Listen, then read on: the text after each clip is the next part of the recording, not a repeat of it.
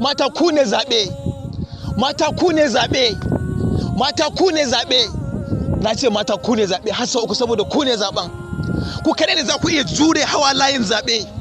Ku kaɗai ne za ku iya jure cikin kuma ku ci abinci muku hau layin zaɓe domin ku zaɓa mana shugaba na gari. Ku kaɗai ne za ku iya fitar da mu daga cikin halin da muke ciki a yanzu. Ku kaɗai ne za ku iya fitar da mu a cikin halin da muke ciki a yanzu. Mata ta sanadiyar ku ne matasa za su samu aikin yi. Ta sanadiyar ku ne mata za su tashi su samu mijin aure. Ta sanadiyar ku ne matasa da dama za su tafi ayyuka. Ta sanadiyar ku ne marayu za su samu ciyarwa. Ta sanadiyar ku ne za a samu harkokin noma. Ta sanadiyar ku ne za a yi sababbin titi. Ta sanadiyar ku ne inda suke fuskantar matsalolin ruwa za a samu. Ta sanadiyar ku ne duk wani abu da ya faru da ƙasa ku za mu ɗora nauyi aka saboda ku ne zaɓe mata. Me zai hana ku ceto mu dan Allah? Ba mu da aikin yi, mun gama karatu ba mu da aikin yi, sai dai mu je mu ɗauki kankara a kanmu, sai dai mu je mu tuwa na bola ko mu kwasa kashi, ko mu je mu ɗauki kwaɓa, ko mu tafi gona. Ba hana kowa zuwa gona ba, ba hana kowa zuwa gona ba, noma tushen arziki ne. Amma kowane ɗan adam yana so iyayensa su huta, kowane ɗan adam yana so ya samu hutu a rayuwarsa, ba za ka taɓa ƙarewa a wahala ba. Me yasa muke aikata abin alkhairi? Saboda mu je lahira mu shiga aljanna. Muna so mu shiga aljanna saboda mu samu hutun wahalar da muka sha a cikin duniya.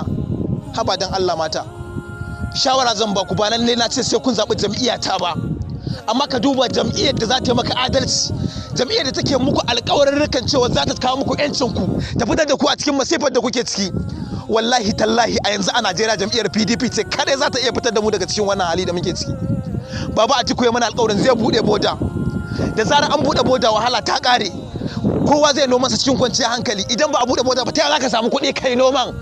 Kai ba taimaka ma ake da taki ba, kai ba taimaka maka ake da fatanyu ba, sai ka fitar da kuɗin da ya tashi ka je ka siyo fatanya, da kuɗin da ka samu ka je ka sha wahala ka samu, da shi zaka biya ma'aikata su yi ma noma. Su kansu so suke Allah ya yi musu wannan abu. Dan manzon Allah mata ku taimaka mu zaɓi jam'iyyar PDP a Najeriya. Misali zan muku da jihar Jigawa. Jihar Jigawa Alhassan Lamida ya mana gyara a jihar Jigawa da ba za mu taɓa manta da Lamida ba. Lamida mutum ne, ko kai ka ce ba mutum bane, ni na kai mutum ne. Wallahi Lamida mutum ne. Lamida mutum ne, ya gyara mana Jigawa. Me aka yi mana yanzu a Jigawa? Babu. Muna cikin halin da muke ciki. Taure da ringin, duk wani wanda ya samu mukamin tawar da ringin sai dai ya gudu Abuja, ba za mu ƙara ganin sa ba sai ranar zaɓe. Honorable Gamba Ibrahim Gujungu mutum ne wanda yake taimakawa talakawa, mutum ne wanda ba za ka san ya shigo ba sai da ya zo ya ma alkhairi, sai daga an kwankwasa gidanka an maka alkhairi baka san wane ne ba. Banda yanzu da kamfen ya zo sirrikansa suna fitowa muna sani, baya so a san yana yi. Mutum ne wanda yake shiga ƙauyuka da kafarsa, yake cire takalmin kafarsa yana taka kaya saboda ya nusar da mutane menene jam'iyyar PDP, menene halin da kuke ciki. Ba dan Allah mata, amma an zo an ba ku naira 10,000 naira 5,000 kuna sayar da ƙuri'un, kuna sayar da ƙuri'un. Naira 10,000 me za ta yi miki? Kina da marayu, an baki naira 10,000 kin je kin sayar da su.